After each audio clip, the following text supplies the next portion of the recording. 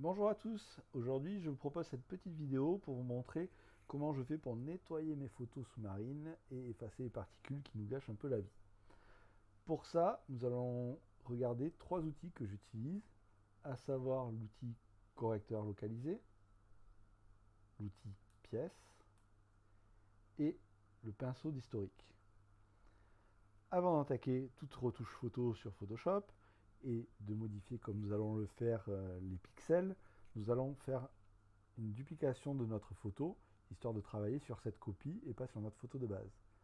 Pour ceci, je fais clic droit, dupliquer le calque, entrée, ou autrement CTRL-J en raccourci sur les PC, ça marche bien aussi, ça va plus vite. Une fois que c'est bon, un petit zoom à 100% en double-cliquant sur la loupe, et nous pouvons attaquer le travail de retouche et d'effaçage de particules.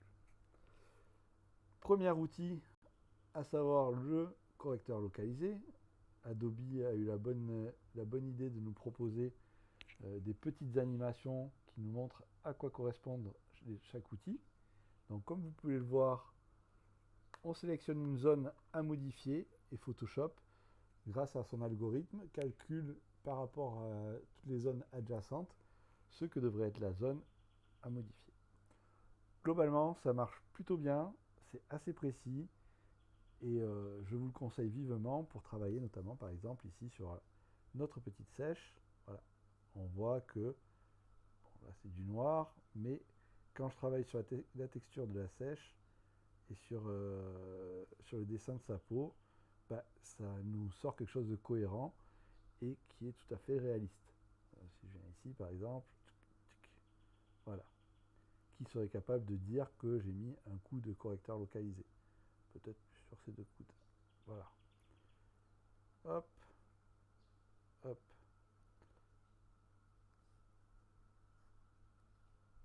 Cet outil, ma foi, est à mon sens très puissant, permet de faire des trucs assez précis. Ceci étant, il dispose quand même de quelques défauts. Premier défaut, comme vous pouvez le voir, bah, c'est qu'on y va petit coup par petit coup. Donc si je dois nettoyer toute la photo comme ça va me prendre un certain temps et ça va être assez chronophage. Pas sûr qu'au bout de 4 photos, vous avez passé à retoucher, vous avez fait 2-3 heures par photo, vous ayez encore envie de traiter les 20 photos qui restent. Mais bon, il existe d'autres outils qui vont vous aider à aller plus vite. Deuxième souci, c'est qu'il a tendance à reproduire certains schémas et certains dessins similaires assez proches. Si vous effacez dans une texture, par exemple, ou sur une patate corallienne, vous effacez les saletés et qu'il vous duplique un morceau de corail bien particulier au même endroit et que vous vous retrouvez dans une zone assez serrée avec 4 ou 5 fois exactement le même morceau de corail de la même façon, il y a fort à parier que ça chagrine les gens et que les gens se rendent compte que vous avez retouché la photo parce que certes la nature copie certaines choses, mais à l'identique et dans des zones très serrées, c'est pas tous les jours. Donc faites attention à ça, aux motifs qui se dupliquent à l'identique dans une zone très proche à cause de cet outil-là. Ça va faire en sorte que les gens vont se rendre compte que vous avez retouché votre photo.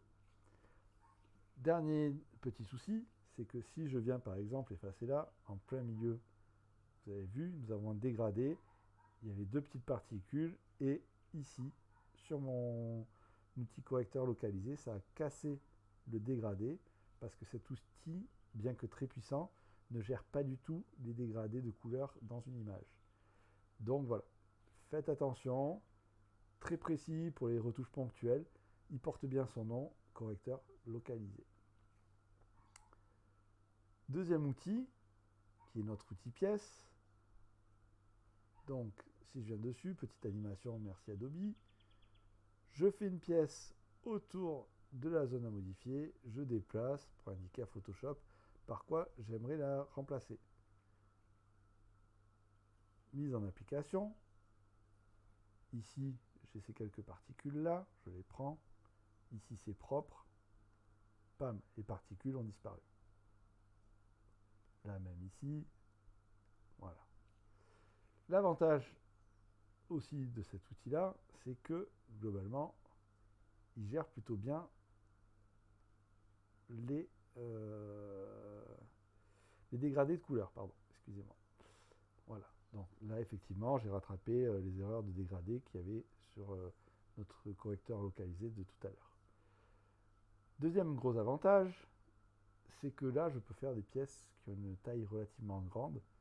Hop, si je prends par exemple tout ça là, si tant est que la zone finale sur laquelle je vais aller dupliquer ma pièce est propre, il n'y a pas de souci.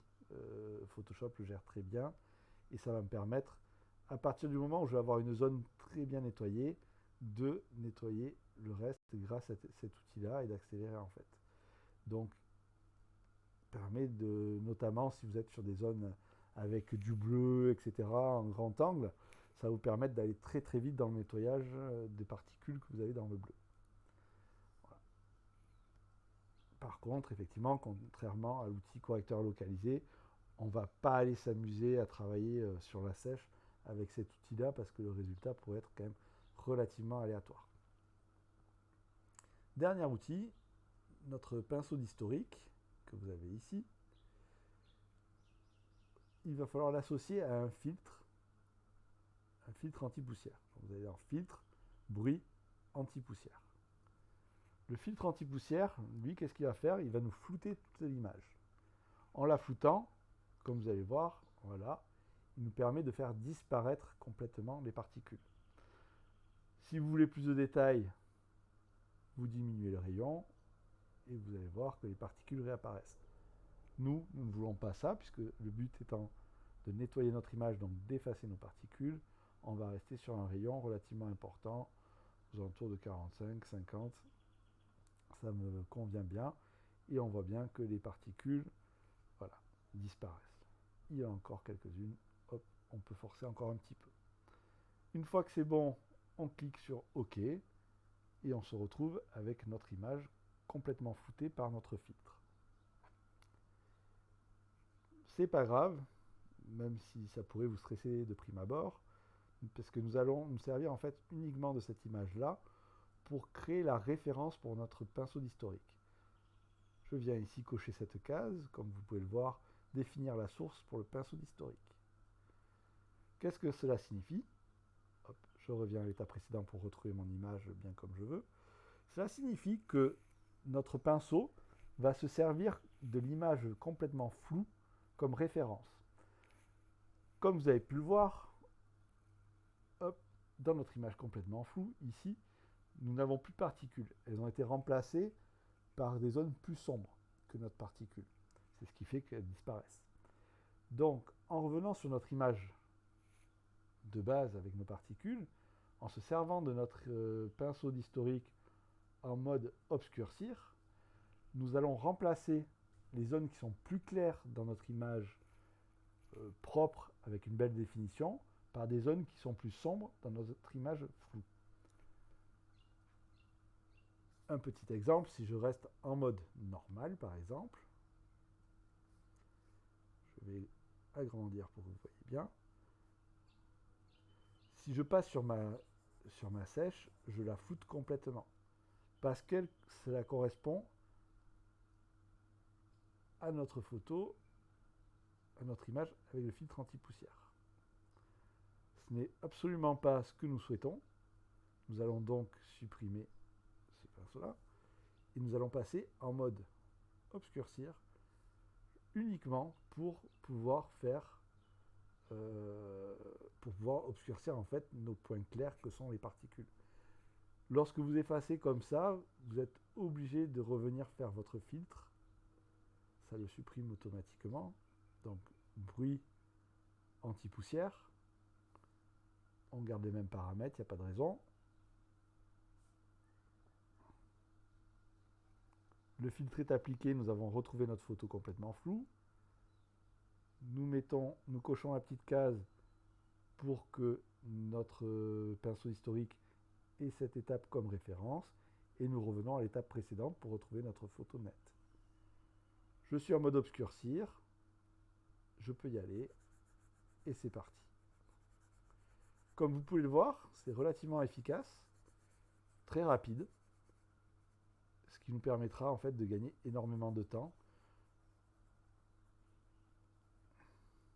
Alors attention cependant, parce que nous faisons quand même des photos, on n'est pas sur un chantier à faire de la peinture à la truelle, donc il faut faire attention à l'utilisation de cet outil et pas l'utiliser n'importe quand, n'importe comment.